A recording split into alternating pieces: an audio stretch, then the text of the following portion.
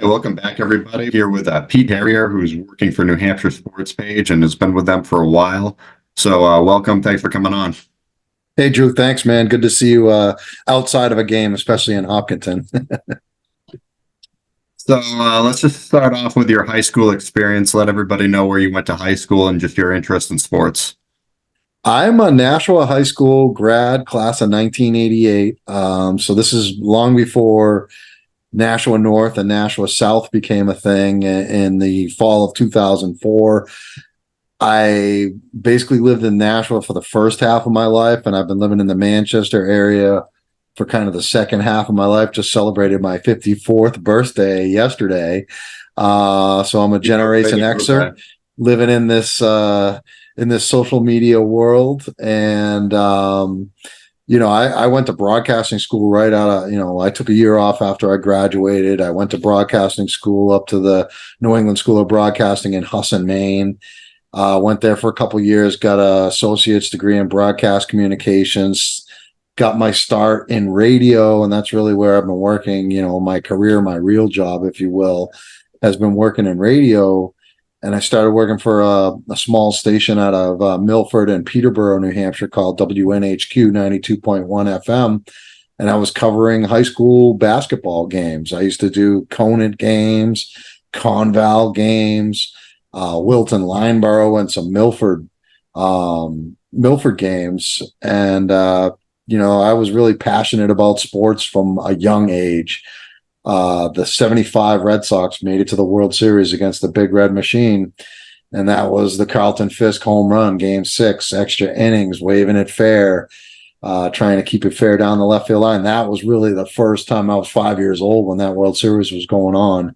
And that's kind of what made me fall in love with sports. And it made me want to do that for a living. I couldn't play, wasn't good enough. But I had a passion for sports, and that's what I tried to turn it into. Awesome. So, for you, was there any thought of doing something else, or was it just sports the entire time? I knew I wanted to do sports. I mean, originally, I think I wanted to be a statistician, when I was really young. And then I figured out later in life that you had to be really smart at math to do that. This was before you had the benefit of computers and all, just early computers back then, talking about the 80s. But, I really enjoyed the announcing part of it. And, I could stay involved with sports. And, it was just really my passion from the get-go, just wanting to be involved with sports. Awesome. So, for you, what were your favorite sports in high school? I loved baseball when I was a kid growing up. Really loved baseball. Loved basketball. Those were my two favorite sports. Back then when I was, your age, I the Patriots weren't good. There were no championships in Boston. I mean, the Celtics were winning championships. When I turned 16, in 1986, the Celtics had just won their third championship in the 80s with Larry Bird and that group. And I was like, wow, 16 championships already. I'm 16 years old. This is pretty cool. Well, that we just got banner 18, right, with the Celtics. Yep. So it took, all those years. I mean, it took them 22 years to win the next one in 2008. And then I had a son. My youngest son, Zach, was born in 2008. And I remember we had him in a Paul Pierce onesie. And, he was wearing that when they were in the championships in 2008. And, my other son ended up wearing that same Paul Pierce onesie 2 years later when they were in the championship finals against the Lakers in 2010. And I was thinking at the time, all right, here we go. We're going on another run. But it took 16 more years to win another championship. So, you grew up in a time when all you know is winning from the New England sports teams with the Red Sox and the Bruins and the Celtics and the Patriots, of course. But it wasn't always like that.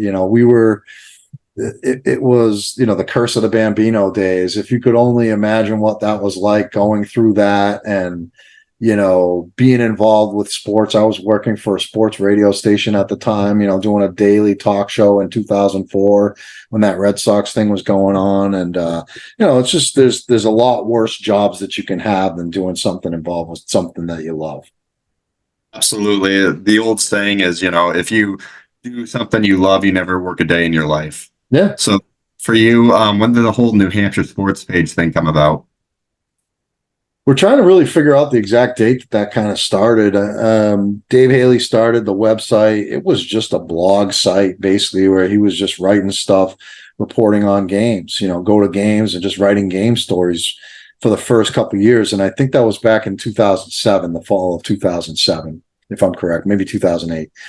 And I know that we just finished our 16th year of covering high school sports. So, do the math going backwards.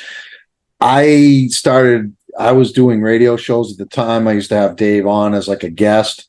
We would talk high school sports. I was always passionate about the high school sports, even though I never played, a single varsity sport at Nashua High. Again, back then it was a lot harder to get on the teams. There was, 1,000 kids in my graduating class at Nashua High. I actually went to college with a kid who I graduated high school with, and I didn't know the kid until we went to college together. So that, tells you what kind of size those classes were at the old Nashua High. But, I think I started getting together with Dave, doing stuff a little bit for the website, probably around 2009, 2010, a couple of years into NH Sports Page. And, really, we've just seen that thing grow like exponentially over the years. I've been involved in radio for almost 35 years.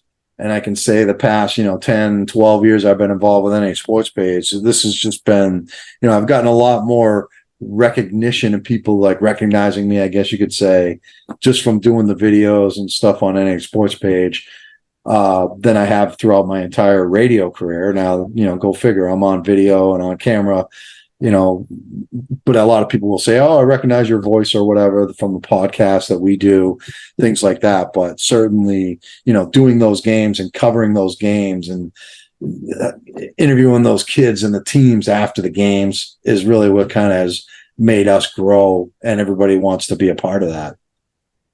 Yeah, so interviewing the players obviously helps. I know that myself. When you get into the community and you get involved with them, that helps out a lot. For you, what are the other keys that you have seen for exponential growth with New Hampshire Sports Page? Well, the social media stuff is huge because it just allows you to get it out there. Just from doing this and putting this on social media, you know how that works. People share it. Excuse me, it gets out there, and it's just a good way to promote high school sports. I mean, we always say it's all about the kids, and we want to, get as many kids publicity as possible. We have a free website where you can just go on and follow the website, look at stats and the standings. And, we've added sports over the years. I actually do the baseball stuff. I'm in charge of the baseball content on the website. That's new over the last couple of years. We're going to be growing more girls sports. I think we've got girls volleyball coming up, and we've added girls soccer in the last couple of years. And we're also going to be doing girls softball, next year. So there's not a sport out there that is like, hey, come cover us. We got a wrestling tournament or whatever, or lacrosse. We're trying to do a really good job at the sports that we cover. Obviously we're known for basketball and football. And over the last couple of years, baseball, the girls sports, we brought on Lance Legier doing a great job with the girls basketball. And, I think it's a nice little balance. And the fact that we don't just cover, the big schools. When we first started this thing in late 2000, the late 2000s, Manchester schools were like the dominant school. They were winning championships in football and basketball. And now it's like totally turned upside down. It's like the Manchester schools aren't very competitive in a lot of sports, and the numbers there are down. And these suburbs, these Bedfords, Bow, Hopkinton's, had their share at the smaller school level. These smaller towns are really kind of rising up and kind of taking over where the big cities used to rule. And it's such a change. This is a kid from Nashua, saying that. Since the Nashua schools split off into their own thing, they haven't had the championship success that they had when they were a unified Nashua High School. I'm not saying that's a bad thing. I think it's a good thing that more schools are able to get involved with more sports and more championships. I don't think we need like 6 divisions in high school football.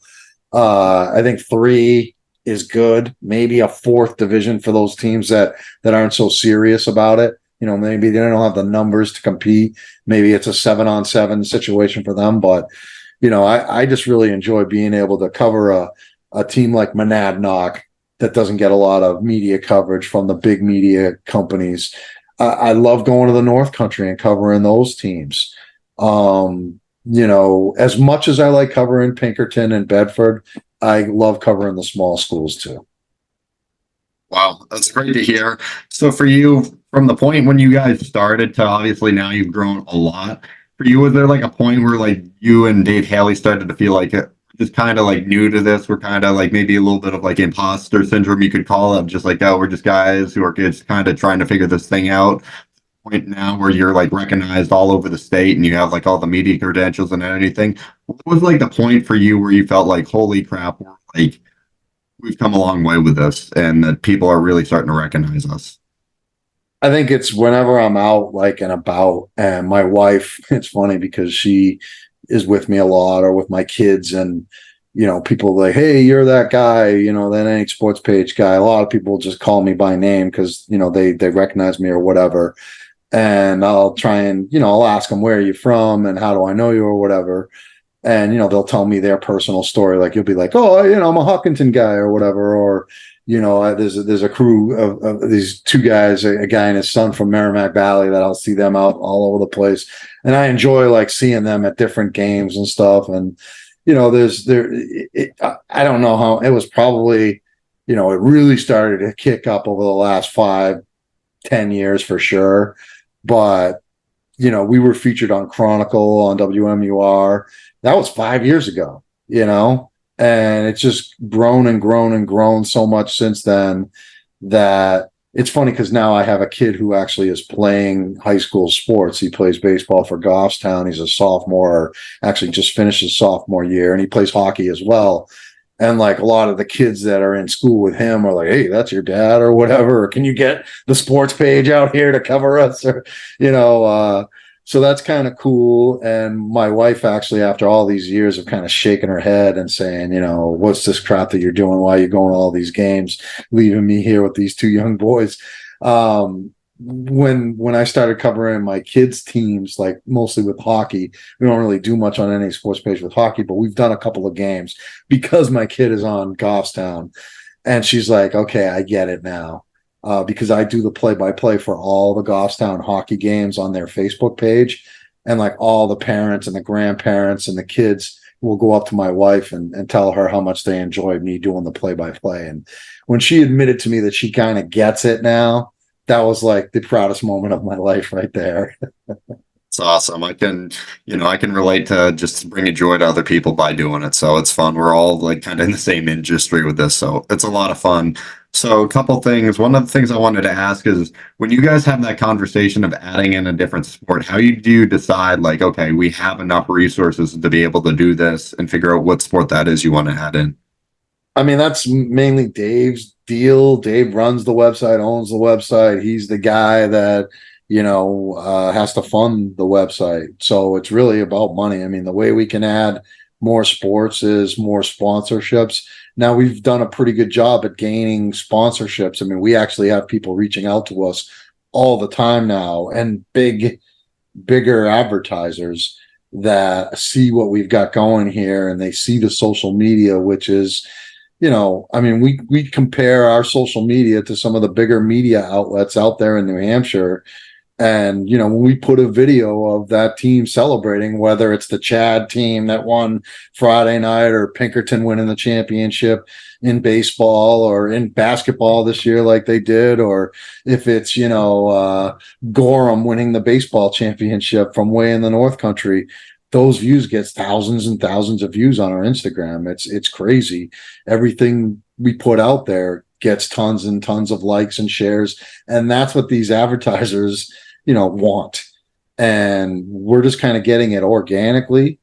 And the more we have partners, and I say partners, people that are, wanting to support the coverage of these high school kids, the more we have that, the more we're going to be able to do. That's exactly what happened with baseball. We had the big time support, and the coaches. It really starts with the coaches and the parents. They want the coverage for their kids. They want the coverage for their programs, and they're willing to work with us to help find that support. And I've been in radio advertising sales for 30 years. It's a pretty easy sell, to be honest with you. I don't want to give away any trade secrets, but people want to support what we're doing here because they really like it, and there's not a lot of stuff like it around, especially for the high school kids here in New Hampshire. Do you find it easier now compared to when you started to both get more sponsors as a quantity and get more money, I guess, just like kind of quality based of like getting more money to help fund your coverage now compared to when you started? So much easier. I mean, now it's like an email. Here, coach, we want to cover this game. This is talking about our video coverage. I mean, it costs hundreds of dollars every time we go out to a game and produce one of those 15-minute highlight videos. There's hundreds of dollars that go into that. So we'll reach out to the coaches first. We want to cover your game. We ask you to share this with your parents and boosters. And out of every single game we covered this year, I think twice we did not get any support from those teams. Out of like all the games we covered, I'm talking every single sport, girls and boys, there were 2 instances where we weren't able to get any support. So it is so easy, and we're not charging an arm and a leg. We're not trying to make tons of money, Drew. I mean, I'm still driving a 2015 Honda Civic. I got 180,000 miles on it. There's no car payment on that thing, and I'm going to drive it to the end. I live in a small townhouse in Goffstown. I'm not rich off this. Neither is Dave, certainly, who lives in a small 2-bedroom apartment in Hampton, not on the beach either, and is still driving his car from 10 years ago. So we're doing this because we love it. It's a great job. I can't tell you how many people say how much they love what I do. I'm on vacation technically now. I still work my real job at the radio station, but all summer long I'm following my boys playing. They both play baseball. And I run into people all summer long that are like, we love what you guys do. And they just want to talk about it. And, because their kids are involved and we've covered their kids, and they really, really, really appreciate it. And, that's pretty gratifying. Absolutely. So for you, I know for me personally, doing this stuff, like I can get kind of obsessive with it because I'm very passionate about it. So I just like always try and figure out how to do it better. Get excited about like new potential opportunities for you. Is there ever like, somewhat of that, a little bit of just like kind of obsessing over how to get better with it? I think it's, you're going to hopefully rewatch this. You're going to rewatch everything you do with anybody, anything you do, rewatch it, study it, pick up on stuff that you're doing. I listen to my podcasts back all the time, just in the background or whatever. Or I watch my videos and I'm like, oh, I got to stop doing that. Or I got to stop saying, or, you're just trying to fine tune what you do. And the best way to do it is just rewatch and re-listen to your own stuff, and you do it over and over and over again. It kind of becomes old hat. Like when I crack the mic and I go on, my video or whatever, I know what I'm talking about. So I don't really need a script or anything like that. A lot of times I'm just kind of going with it. Those post-game interviews that I do, I'm just going with it. I just watch the game. But I've had a lot of practice, and that's very, very important is practice. Absolutely. So one of the final things I wanted to get to is you and I both know what it's like to be in that Pinkerton gym in January or February when they're playing Bedford and it's a full house and it is loud in there. How do you compare an atmosphere like that to going up to covering like a Division 4 baseball game in the North Country when there's not a ton of fans there? And what are some of the unique aspects of both that you kind of enjoy? Well, I did cover the Pinkerton Bedford game this year, the basketball game, when I don't know. I think Pinkerton had lost a game before, but Bedford was undefeated going into the game. They had been the champs. Pinkerton had lost to them in the championship. They had the two star players, Jackson Marshall for Pinkerton and Luke Soden for Bedford. It was so packed. The funny thing was there was the girls Pinkerton Bedford game, and those two teams were great teams last year too. Those basically the two best teams in both of their respective divisions, and they were playing on the same night. We were trying to figure out a way to get them to play on the same night in the same place. They were playing on the same night in two separate locations. But this crowd at that Pinkerton Bedford game was the most hyped regular season I've ever been around. And a little bit comparison to that is I was at a game at Manchester West. It was a playoff game, and that's a city school, but it's different than, most city schools. It's small. It's like a little bandbox in there, and the crowd's like right on top of you. They were playing Hollis Brookline, and the kid Wenyan Gabriel, who ended up going to the NBA, was on, excuse me. It was a different kid who ended up going to a big time college. This kid, a cook who was like 6'10", who played for Manchester West. He got an offensive rebound. It was like a buzzer beater, and it was like 20 seconds of offensive rebound, put back, miss, another offensive rebound. And then finally at the buzzer, this kid, a cook, grabs the rebound, puts it in. And that place just exploded. It was by far the most unbelievable event I've ever been at in person in high school in New Hampshire in my life. And just the way they flooded onto the floor and the atmosphere over there, it's just unbelievable. Yeah, I was also at the Pinkerton Bedford game that you mentioned, and I just remember how loud it was one of the biggest things. You guys, as you mentioned earlier, kind of like covering some of the smaller schools and giving them the Monadnocks, the Hopkintons, a little bit of coverage. So for you, what are those experiences like at the smaller schools? Oh, they love it, man. They really appreciate it. A school like Monadnock, they've been very good at sports, whether it's football or baseball or basketball over the years. I love going out there. Like I go to a place like Messinic, which is half the people that watch this do have no clue where Messinic is. It's in New Ipswich. That's a lot of fun. I'll go to this Holy Family, which is a little Division 4 Catholic school in the middle of Manchester, which no one knows it even exists. I didn't even know it existed until like a couple of years ago. That's awesome. Into the North Country, look, the small schools, they appreciate it more because they don't get, the newspaper, the big newspaper coming out, or the television station or whatever. There's people in these local programs that do it, but they don't get that statewide coverage. Like when we come there with our camera, our goal is to get statewide coverage to those teams that aren't usually getting it. That's why we'll go to like a Fall Mountain football game and cover that, even though it might not be the best game on the schedule, even though, Bedford might be playing Pinkerton in football that night. We probably, I covered the Londonderry Pinkerton football game last year, and then I went to cover Somersworth at Newport the next day, not even 24 hours later. It was like I was on the moon when I was in Newport compared to what it was like. I can't remember even where that game was, if it was at Pinkerton or Londonderry, but it was like being on the moon in comparison, not even 24 hours later. Yeah. So when you're just going through here, and you just keep working on it, you get better. Obviously, I want to get better, and you're gonna, slip up, make a mistake here and there, but you're gonna get better over time. What's your advice for, somebody who's younger like me and is trying to do it the right way? But, obviously you're gonna have mistakes. You're gonna not always do it as well as you could have done it, and you're just gonna learn from that.